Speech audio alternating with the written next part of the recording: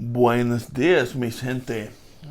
It is early morning, the 21st of July, 2022. And on the table this morning, we're looking at, excuse me, looking at Acre. The Third Crusade opens. I got this from Decision Games. I don't know. Minutes to learn, quick to play, historically accurate. Yeah, that's their tagline. They still use the old SPI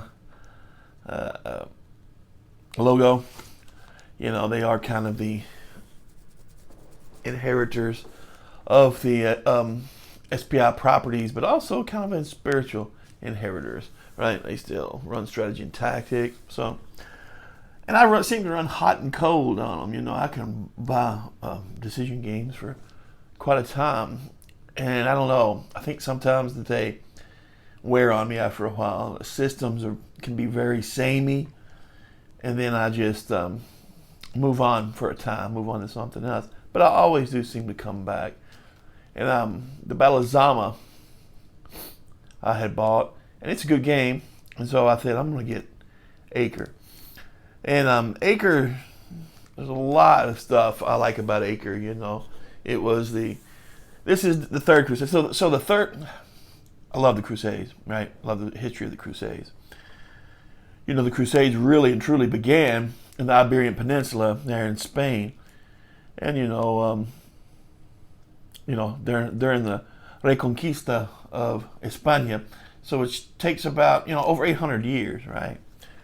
But that's truly where they start. That's truly where the Pope raises armies or mercenaries to go in and help different kingdoms, right?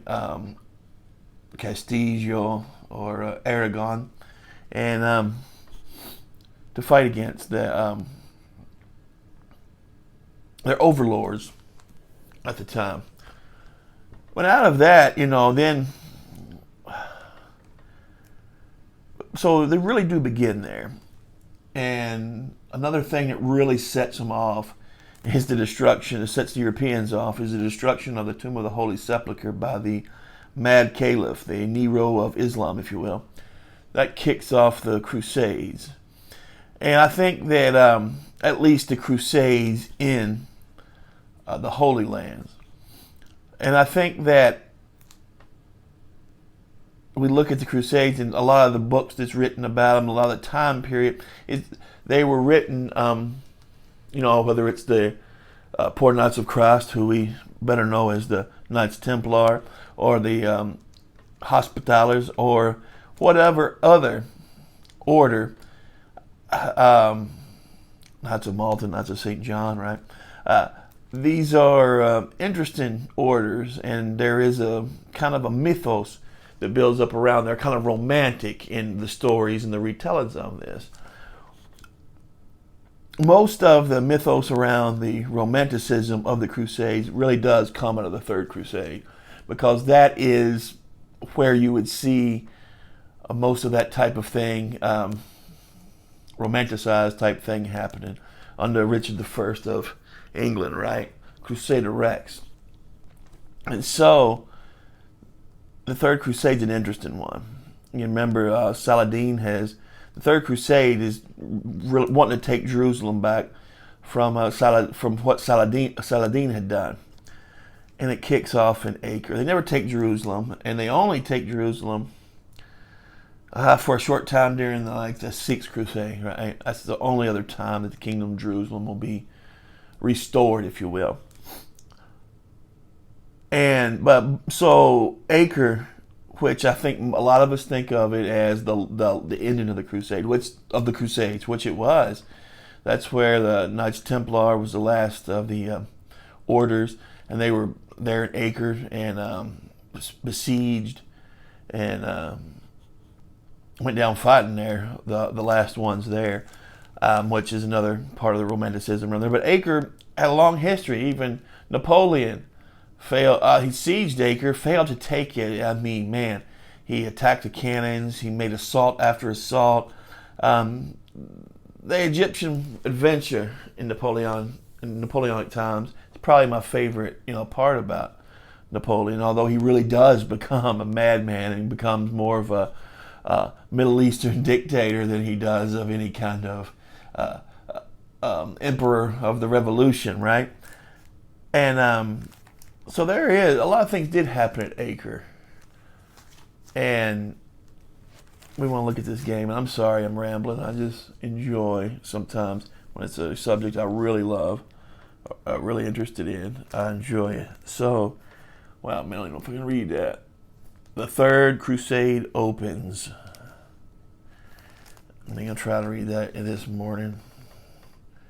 There it is. Let's look and see what we got. Right? A folio game. I do like the idea of actually having the folio, which is very cool.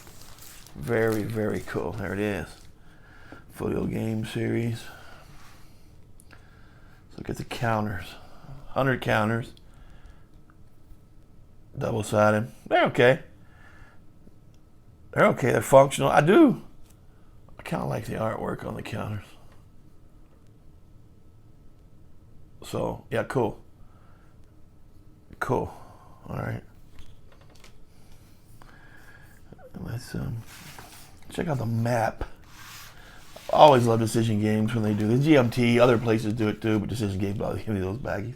Love that. It's just one of those touches that probably doesn't cost that much more, but just adds a cool touch to it's a classy touch to a board game. All right, so wow, let's see if I can just the regulars. What is that? Regular size map, but let's see if we can get it all in there. North to south map. Yeah, I like it. You got up here, you have your terrain features. So I like the map. It's very plain, but I think it's everything you need. Hex map.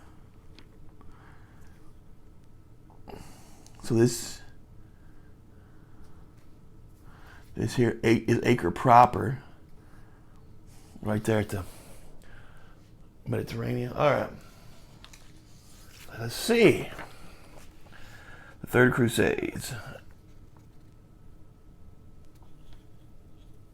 Introduction. The destruction of the Crusader army by Saladin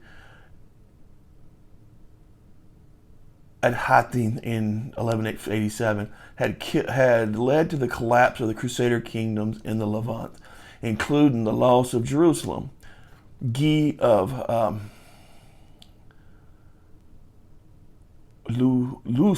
Lusigra, erstwhile ruler of the city, appealed to the Europeans for aid, which soon arrived. Without waiting for the three main Crusader armies led by Philip of France,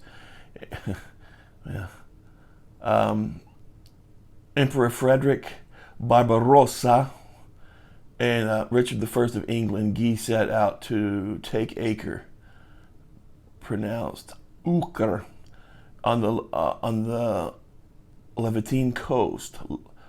His first assault repulsed, Guy settled for a siege. Meanwhile, Saladin gathered a portion of his army and rode to lift the siege.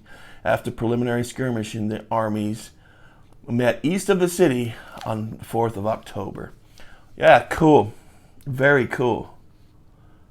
All right, that's your victory conditions. You got a clear victory. Either player wins a clear victory if the enemy army disintegrates. The Muslim player wins a clear victory if the end of the game he can trace a line of hexes free of enemy units to the enemy zone of control from the eastern edge of the map to the end to an Acre fortress hex. Okay, that makes sense. All right. Victory points. If either player realizes a clear victory, calculate the victory points for each player per schedule below. All right, cool.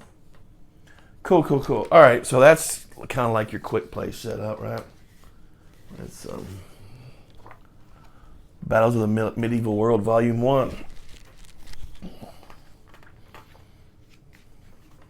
Okay, these are, I guess, the rules of the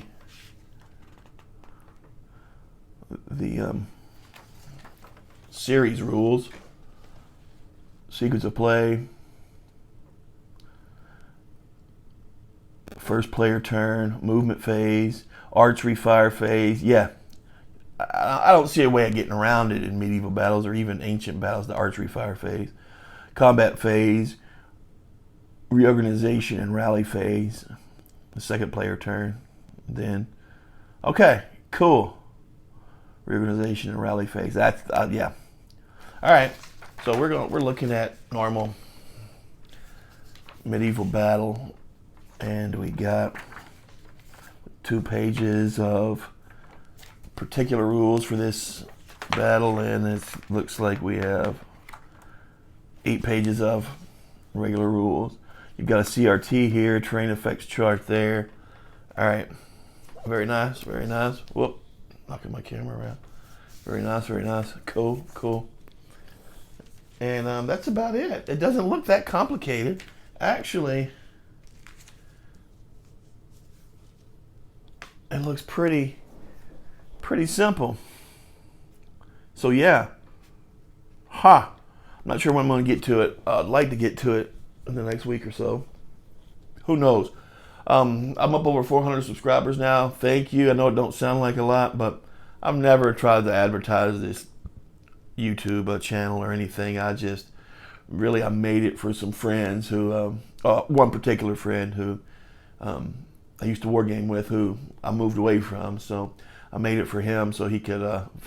He hated the games I played. He liked Napoleonics or World War II. That's basically, he'd play some ancients, but he hated the games I played. But then when I was away, he's always wondering what I was playing. So I really started that channel for him, and he's passed away now. But yeah, I just kept doing it because I think it's cathartic for me. A lot of other people seem to enjoy it, so yeah, that's why I do it. And I'll probably make another video here in a day or two. I got some big news